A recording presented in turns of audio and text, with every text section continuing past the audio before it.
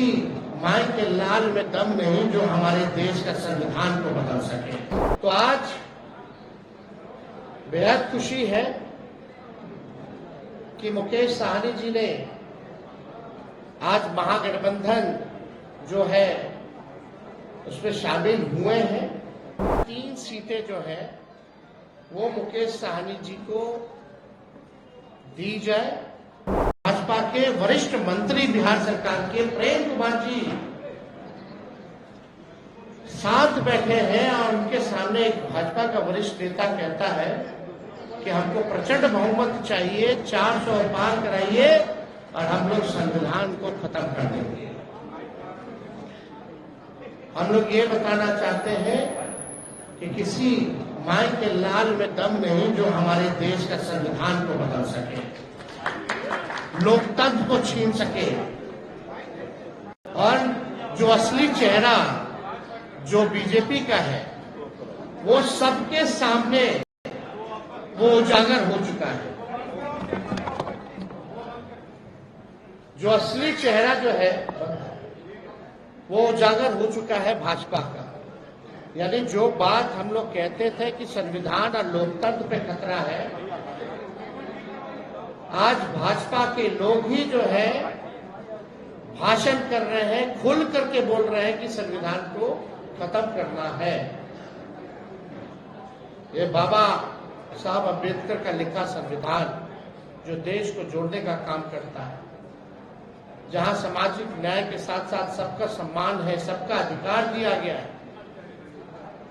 और जब संविधान खत्म हो जाएगा तो लोकतंत्र खत्म होगा, तो लोकतंत्र खत्म होगा तो वोटिंग खत्म हो जाएगी। जो आप वोट करना चाहते हैं, आज चुनते हैं सरकार को, इनका असली एजेंडा है कि उस हिसाब से खत्म हो जाए और एक तानाशाही पूरे देश में जो है वो लागू हो जाए। और कोई पहली बार भाजपा के नेता ने नहीं बोला, दक्षिण भारत में भी भाजपा के लोगों ने बोला, राजस्थान में भी भाजपा के नेता ने बोला और लगातार ये बिहार में हो रहा है। जब लोग जागरूक हो गए, जब अधिकार के लिए लड़ने लगे, जब दलितों की पार्टियां बनने लगी, जब अति पिछड़ों का पार्टियां बनने लगा, पिछड़ों की पार्टियां बनने लग गई, तो बीजेपी को डर हो गया। उसलिए ये चाहते हैं कि संविधान को खत्म कर दिया। तो आज बेहद खुशी है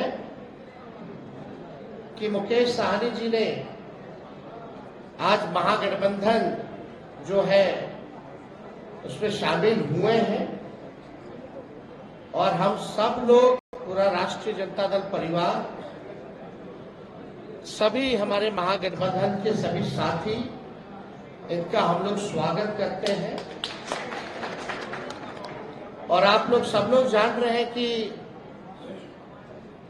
आज शामिल हो रहे हैं ये, लेकिन इससे पहले महागठबंधन में हम लोगों ने सीटों का ऐलान कर दिया है।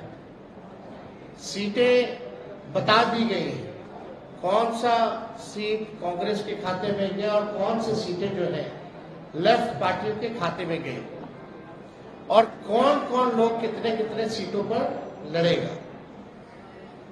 तो आज मुकेश साहनी जी ने एक महत्वपूर्ण निर्णय लिया है बिहार के हित के लिए, संविधान और लोकतंत्र आरक्षण को बचाने के लिए। तो हम लोग इनका स्वागत करते हैं और साथ ही साथ हमारी भी जिम्मेवारी बनती है कि इनको साथ लेकर के हम चलने का काम करें और इनको भी सम्मान दें।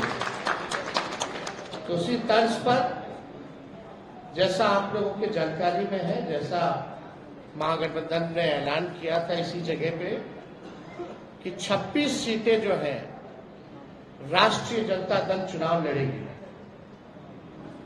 तो हम राष्ट्रीय जनता दल अपने कोटे में से उस 26 सीटों में से हम 3 सीट जो है मुकेश साहनी जी को,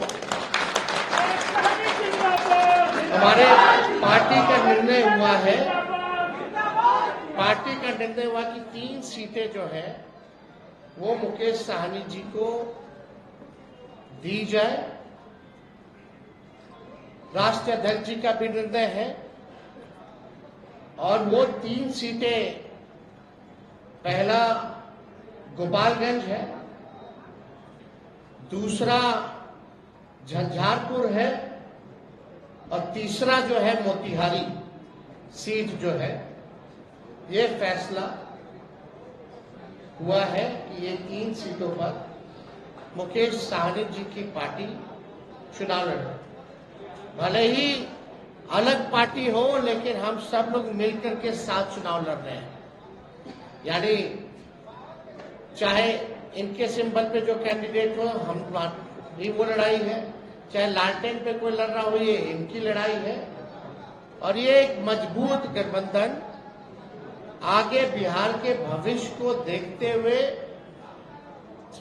केवल लोकसभा ही चुनाव नहीं, बल्कि आने वाला जो विधानसभा चुनाव होगा, क्योंकि समय तो ज्यादा नहीं रह गया है और आप लोग सब लोग जान रहे हैं कि नीतीश जी का तो जब मन है कभी भी खड़ा ले, कभी भी हो सकता है। तो हमारा जो गठबंधन केवल लोकसभा के साथ साथ हमारा गठबंधन बिहार के विधानसभा के लिए भी है और हम लोग मजबूती के साथ बिहार विधानसभा का भी चुनाव लड़ेंगे। और समय भी जो सम्मान की बात लगातार मुकेश साहनी जी करते रहे हैं, तो जिस प्रकार से राष्ट्रीय जनता दल ने, महागठबंधन ने इनका सम्मान दिया है लोकसभा के चुनाव में, विधानसभा के चुनाव में भी हम लोग इनको सम्मान देने का काम करें।